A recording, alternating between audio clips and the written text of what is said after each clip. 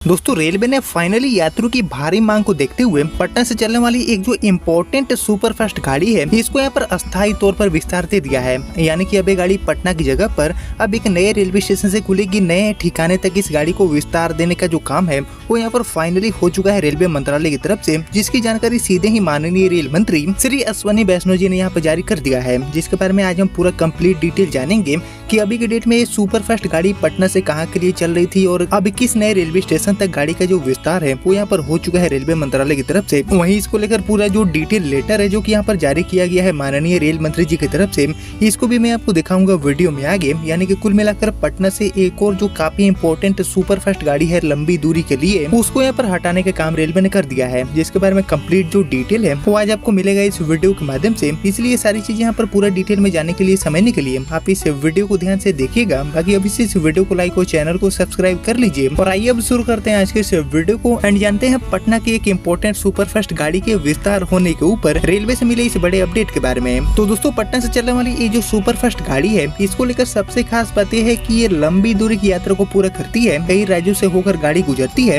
And बीच में कई जो इम्पोर्टेंट रेलवे स्टेशन है उन पर गाड़ी ठहरती है। जिसको यहाँ पर विस्तार देने का जो मांग है वो पिछले कई महीनों से काफी बड़ी संख्या में यात्री कर रहे थे। जिसको यहाँ पर अब गंभीरता से लेते हुए गाड़ी को यहाँ पर पूरी तरह से अस्थायी तौर पर विस्तार देने का जो काम है वो रेलवे मंत्रालय ने कर दिया है। और इसके साथ ही इसकी जानकारी माननीय रेल मंत्री जी ने एक लेटर के माध्यम से भी साझा कर दिया है। बाकी अगर बात करूँ गाड़ी के रूट की कि अभी तक ये गाड़ी पटना से कहाँ के लिए चल रही थी और अब ये गाड़ी पटना की जगह पर कौन से रेलवे स्टेशन से खुलने वाली है। तो एक्चुअली जिस गाड़ी का विस्तार किया गया है रेलवे की तरफ से, इसका ट्रेन नंबर होता है 12149 एंड 12150 एंड इसी नंबर के साथ ये जो ट्रेन है वो अभी तक दानापुर से पुणे के लिए एज ए सुपरफास्ट गाड़ी बनकर संचालित हो रही थी। लेकिन अब ये गाड़ी दानापुर की जगह पर एक नए रेलवे स्टेशन से खुलने वाली है। वहीं बात करें इस नए रेलवे स्टेशन की तो एक्चुअली कोसी क्षेत्र के जो यात्री हैं उनके लिए यहाँ पर बड़ी खुशखबरी ये निकल के सामने आ चुकी है, क्योंकि रेलवे मंत्रालय ने दानापुर से पुणे वाली हमारी जो सुपरफास्ट गाड़ी है जिसका ट्रेन नंबर होता है 12149 एंड 50, इसका अस्थायी तौर पर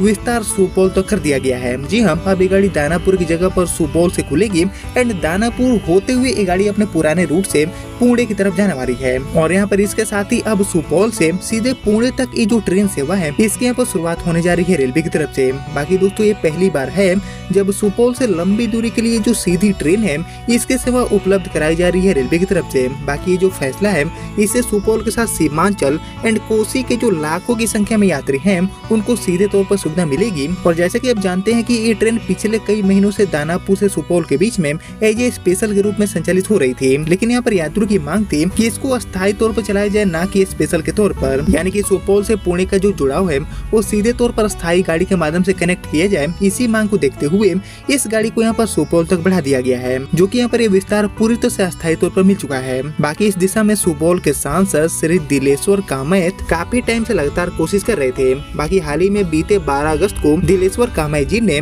नई दिल्ली में केंद्रीय रेल मंत्री श्री अश्विनी वैष्णव जी से मुलाकात कर इस मांग को दोहराए भी थे। और इसके बाद माननीय रेल मंत्री जी ने एक पत्र जारी करते हुए, जैसे कि आप देख सकते हैं कि इस पत्र के माध्यम से इस विस्तार की आधिकारिक घोषणा कर दिया है। बाकी ये जो उपलब्धि मिली है इससे पूरे क्षेत्र में एक हर्ष का माहौल भी यहाँ पर बना हुआ है। बाकी सुपौल रेल संघर्ष समिति के संयोजक श्री पवन अग्रवाल जी ने इसे कोसी क्षेत्र के विकास के दिशा में एक ऐतिहासिक कदम बताते हुए सांसद दिलेश्वर कामैत जी को यहाँ पर बधाई भी दी है। बाकी सुपौल से पुणे तक सीधी ट्रेन सेवा शुरू होने से न सिर्फ रोजगार और शिक्षा के अवसर की राह आसान होगा, बल्कि इसके अलावा जो प्रवासी मजदूर हैं और इसके अलावा बड़ी संख्या में जो छात्र हैं उनको भी बड़ी राहत मिलने की उम्मीद यहाँ पर बनी हुई है। क्योंकि यहाँ पर लंबित मांग को रेलवे ने आखिरकार पूरा करते हुए इस गाड़ी को अब दानापुर की जगह पर सुपौल से चलाने का आदेश जारी कर दिया है। इसको लेकर यहाँ पर सीधे ही रेल मंत्री जी की तरफ से जानकारी मिला है कि इस गाड़ी को पूरी तरह से अस्थायी तौर पर अब सुपौल तक बढ़ा दिया गया है। सुपौल तक की गाड़ी विस्तार के माध्यम से मिल चुकी है। बाकी यहाँ पर बात करेंगे अब इसकी शुरुआत की